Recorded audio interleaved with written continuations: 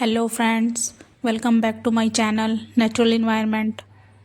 किसी भी जगह पर जहाँ मौसम 3-4 महीने में चेंज होता रहता है, वहाँ प्लांट्स लवर के लिए काफ़ी सारी प्रॉब्लम्स हो जाती है। क्योंकि जैसे ही मौसम चेंज होता है तो अपने परमानेंट प्लांट्स की चिंता हो जाती है। गर्मियों में ये अच्छे से ग्रोथ कर रहे थे, बारिश में इन्होंने जमकर ग्रोथ की है और अब सर्दियाँ आने लगी है तो डर सताने लगा है। इनमें से काफ़ी सारे प्लांट्स डोरमेंट हो जाएंगे, कई बार मौसम की वजह से, कई बार हमारी गलत जानकारी की वजह से और कई बार नेग्लेक्शन की वजह से हमारे प्लांट्स डोरमेंसी के दौरान या तो रिवाइव ही नहीं हो पाते हैं या काफ़ी बुरी हालत में हो जाते हैं और उन्हें इससे रिकवर होने में बहुत टाइम लग जाता है या महीने लग जाते हैं। ऐसे में हर प्लांट लवर को चिंता सताती है अपने परमानेंट प्लांट के बारे में। आपको पता है आपका पोथोस कितना सुंदर हो रहा है, इसकी बड़ी बड़ी पत्तियां हो रही है, क्रोटोन पर कितने अच्छे कलर्स आ रहे हैं, सारे प्लांट बुशी हो रहे हैं। अब इन प्लांट की ये सुंदरता कुछ दिन की ही है, क्योंकि जैसे ही मौसम चेंज होगा तो प्लांट्स में भी चेंज आना शुरू हो जाएगा। फिर इन प्लांट्स की कंडीशन बहुत ज़्यादा ख़राब हो जाती है। कई बार इनकी कंडीशन इतनी ख़राब हो जाती है कि इनका रिवाइव होना मुश्किल हो जाता है। मौसम को तो हम नहीं बदल सकते, बट प्लांट्स की केयर करके इनकी प्रॉब्लम्स को मिनिमाइज़ करके हम अपने प्लांट्स को सेव रख सकते हैं। कई बार उनकी ग्रोथ को मेंटेन करने के लिए, लेकिन वो जैसे हैं उन्हें वैसे ही बनाए रख सकते हैं। तो आज बात करते हैं 5 ऐसी बातों की जो सुनने में तो बहुत सिंपल लगेगी, पर ये जो अक्सर आपके प्लांट्स को विंटर में ख़राब कर देती है। इन 5 बातों का अगर आप ध्यान रखेंगे तो आपके प्लांट विंटर में कभी ख़राब नहीं होंगे। सबसे पहली बात जो है वो ये है कि आपको अपने प्लांट में 25 अक्टूबर से पहले ही फर्टिलाइजेशन का काम ख़त्म कर लेना है। इसके बाद धीरे धीरे टेम्परेचर डाउन होने लगेगा और आपका प्लांट डोरमेंसी से बचने के लिए अपनी एनर्जी को सेव करने लगेगा। उसको बहुत ज़्यादा एनर्जी की ज़रूरत नहीं होगी। ऐसे में कोई भी स्ट्रॉन्ग फर्टिलाइज़र आप यूज़ करेंगे तो वो आपके प्लांट को नुकसान देगा। तमाम तरह के ठंडे फर्टिलाइज़र, गर्म फर्टिलाइज़र कॉन्सेप्ट से आपको बचना है।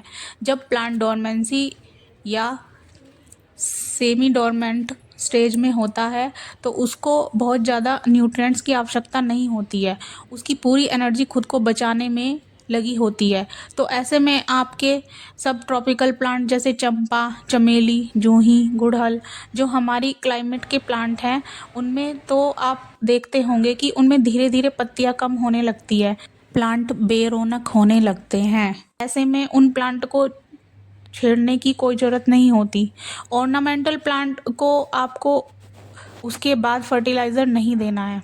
अगर किसी वजह से आप टाइम पर फर्टिलाइज़र नहीं दे पाए हैं तो आप ऑर्गेनिक फर्टिलाइज़र या होममेड फर्टिलाइज़र अपने प्लांट्स में दे सकते हैं और केमिकल फर्टिलाइज़र को अवॉइड करें।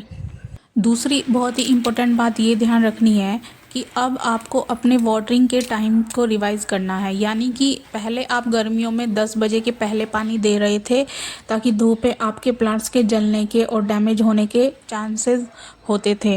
अब आपको उल्टा करना है। मॉर्निंग में बहुत ज़्यादा फॉग होता है, बहुत ज़्यादा ओस होती है, प्लांट को आपको जब पानी देना है जब धूप अच्छी से निकल जाए और अच्छी तरह से पानी देना है। और ये आपको अपने परमानेंट प्लांट पर करना है। अगर वो ओपन एरिया में रखे हैं, अगर कवर्ड एरिया में रखे हैं तो बहुत ज़्यादा चिंता की बात नहीं है, पर उनकी मिट्टी को चेक करके जब 2 इंच की ऊपर की मिट्टी सूख गई हो तब पानी दें। सर्दियों में 15 दिसंबर के बाद फ्रोस्ट पड़ने लगता है, खासकर नॉर्थ इंडिया के मैदानी इलाकों में। जो प्लांट्स बाहर रखे हैं उसकी लीव्स, ब्रांचेस, मिट्टी गीली बने रहेगी पानी देने से, उस पर फ्रोस्ट पाले का असर नहीं होगा। या फिर बहुत ज़्यादा ठंड पड़ने पर किसी शेड के नीचे भी आप अपने परमानेंट प्लांट को रख सकते हैं जहां पर उनको धूप मिले। नॉर्मली हम जो इंडोर प्लांट लगाते हैं उनको 3 से 4 घंटे की धूप में भी हम अच्छे से ग्रो कर लेते हैं गर्मियों के मौसम में, क्योंकि धूप तेज़ होती है। लेकिन सर्दियों में ऐसा नहीं है। तो सर्दियों में आप अपने इंडोर प्लांट्स को ऐसी जगह प्लेस करें जहां उन्हें अच्छी धूप मिले। जो हम फैंसी ऑर्नामेंटल प्लांट यूज़ करते हैं उनको सर्दियों में धूप में रखना होता है, क्योंकि अक्सर ऐसा होता है कि उनका फोलिएज लीव्स या तो वेरीगेटेड होता है या कलरफुल होता है। तो दो केस में प्लांट को ज़्यादा क्लोरोफिल की आवश्यकता होती है। माइल्ड धूप से फोटोसिंथेसिस सही से नहीं हो पाता है। प्लांट को एनर्जी को कंजर्व करना होता है। इस टाइम पर अगर आप सन एक्सपोज़र बढ़ाएंगे तो ये प्लांट हेल्थी रहेंगे। आपको एक बात ध्यान रखनी है हमेशा कि जो भी आपके ट्रॉपिकल प्लांट है उनको मिस्टिंग की ज़रूरत होती है। उनके वातावरण में नमी की ज़रूरत होती है, चाहे सर्दियाँ हों चाहे गर्मियाँ हों। हमारे यहाँ सर्दियों में तो अच्छी ह्यूमिडिटी होती है, बट कुछ समय ऐसे होते हैं जो बहुत ही ड्राइनेस हो जाती है, ड्राई विंड्स चलती है। इसलिए आपने ऑब्ज़र्व किया होगा कि दिसंबर जनवरी के अपेक्षा फरवरी मार्च का महीना आता है, तब आपके एग्लोनिमा और ट्रॉपिकल प्लांट ज़्यादा ख़राब होते हैं। तब पत्तियां पीली होकर गिरने लगती हैं। उसका सबसे बड़ा कारण है dry winds. In dry winds के कारण प्लांट की ग्रोथ अच्छी तरह नहीं होती है। आपको पानी ड्यूरेशन बढ़ा देना है। जैसे अगर आप 5 दिन में डालते थे पानी, तो अब 10 दिन में पानी डालना है, पर मिस्टिंग ज़रूर करनी है पत्तियों पर। अगर आपके प्लांट ओपन में रखे हैं तो मॉर्निंग में 10 बजे आप मिस्टिंग करें। ये खासकर क्रोटोन, एग्लोनिमा, कैलेथिया जैसे प्लांट के लिए बहुत ज़रूरी है। इस वक्त सिर्फ आपको पानी की मिस्टिंग करनी है, उसमें किसी भी तरह का कोई फर्टिलाइज़र नहीं डालना है। जब अच्छी धूप खिली हो उसी दिन मिस्टिंग करें। लास्ट में एक बहुत ही इम्पोर्टेंट बात यह है कि सर्दियों में ओस पाले से अपने ट्रॉपिकल प्लांट्स को बचाइए। इसका तरीका क्या है? आप मल्चिंग कर सकते हैं। मल्चिंग के लिए आप घास का यूज़ कर सकते हैं, मॉस का यूज़ कर सकते हैं, सूखी पत्तियां यूज़ कर सकते हैं, न्यूज़पेपर यूज़ कर सकते हैं, ताकि आपके प्लांट की मिट्टी तक पाले का कांटेक्ट ना हो और आपका प्लांट ख़राब ना हो। इसके अलावा आप पॉलीथीन का यूज़ भी कर सकते हैं। इन बातों का अगर आप ध्यान रखेंगे तो आपके प्लांट ख़राब नहीं होंगे।